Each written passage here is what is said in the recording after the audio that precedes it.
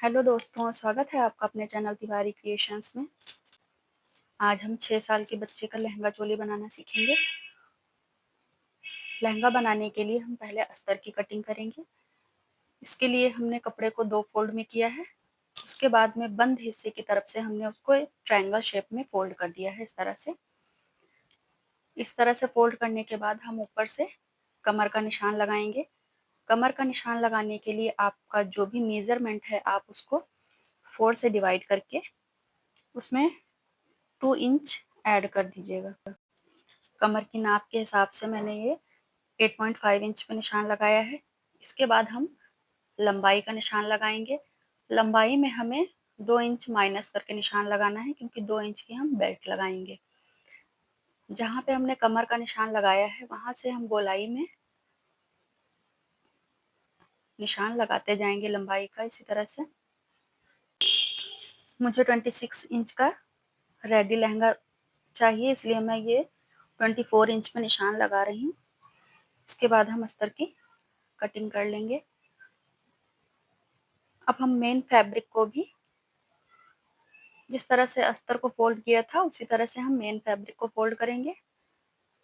उसके बाद में हम अस्तर उसी के ऊपर रख के और उसकी कटिंग कर लेंगे।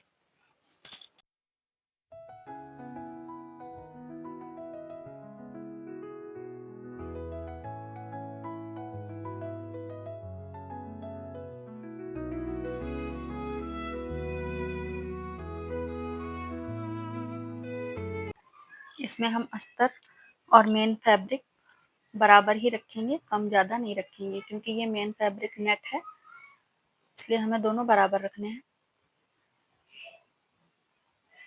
देखिए, अस्तर के हम ये नीचे से गोलाई में फिनिशिंग कर देंगे। फिनिशिंग कर दी है मैंने। अब हमें अस्तर और मेन फैब्रिक को अटैच करना है। हम इसे कमर से आपस में ज्वाइन कर देंगे, इस तरह से पकड़ के एक सिलाई चला देंगे, जिससे ये दोनों आपस में अटैच हो जाएंगे। जो मेन फैब्रिक है उसमें हम नीचे से ये लेस अटैच करेंगे। इसके बाद में हम साइड की सिलाई अस्तर और मेन फैब्रिक को इस तरह से खोल के करेंगे, जिससे जो सिलाई है हमारी वो नहीं दिखेगी, वो अंदर की तरफ हो जाएगी। ये देखिए, सीधा करने के बाद भी हमारी सिलाई जो है वो अंदर की तरफ है, दिख नहीं रही है। बेल्ट के लिए हम कमर का नाप ले लेंगे इस तरह से 4 फोल्ड में। चौड़ाई हम मेजरमेंट जितना आ रहा है उसके अकॉर्डिंग रखेंगे, और लंबाई हम 5 इंच रखेंगे, क्योंकि हमें रेडी बेल्ट 2 इंच की चाहिए। 1 इंच हम सिलाई मार्जिन लेंगे और 4 इंच की बेल्ट कटिंग करेंगे, ताकि वो तैयार होके 2 इंच की बने। देखिए, इस तरह से हमें अटैच करना है बेल्ट। बेल्ट अटैच करने के बाद हमने इसमें एक लेस भी अटैच कर दी है। चोली की कटिंग करने के लिए हमने अस्तर को 4 फोल्ड में करके रखा है। लंबाई मैंने 13.5 इंच रखी है। शोल्डर और आर्म होल हमने 5 इंच रखा है, और गले की चौड़ाई हमने 2.5 इंच और लंबाई फ्रंट नेक की 3 इंच और बैक नेक की 2 इंच रखी है।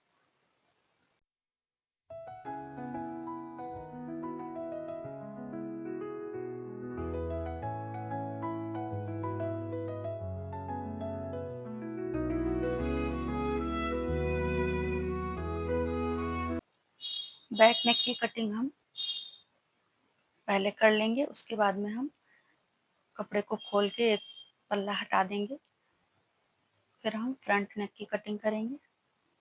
देखिए, इस तरह से फ्रंट नेक की कटिंग कर लेंगे। चोली की कटिंग हो गई है। अब हम इसको मेन फैब्रिक पे कट कर लेंगे। दोनों पल्लों को अलग अलग रख के हम इसी तरह से कटिंग कर लेंगे। ये साटन का कपड़ा है, इसलिए बच्चे को चुभे ना, तो हम उसके लिए एक और अस्तर यूज करेंगे। इसमें हम एक कॉटन का अस्तर यूज करेंगे और एक हमने ये शाइनिंग वाले कपड़े का अस्तर यूज किया है। इसी तरह से हम वो कॉटन का अस्तर भी कटिंग करके ले लेंगे। तीनों पीस की कटिंग करने के बाद हम कपड़े को इस तरह से सेट करेंगे।